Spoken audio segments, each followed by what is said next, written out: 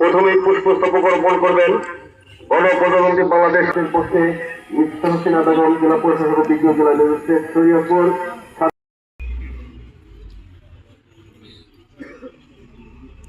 এদিকে স্যার,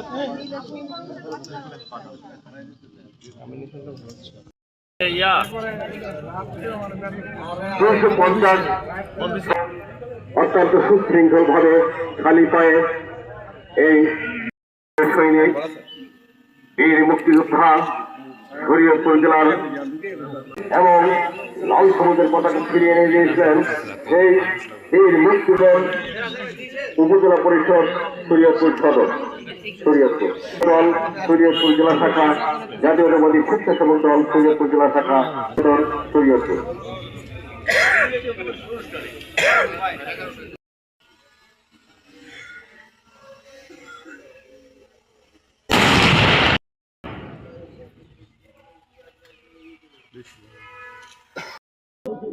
জ্বালানিয়ে খালি পায়ে এই শহীদরা এসে কারাগার শরীয়তপুর।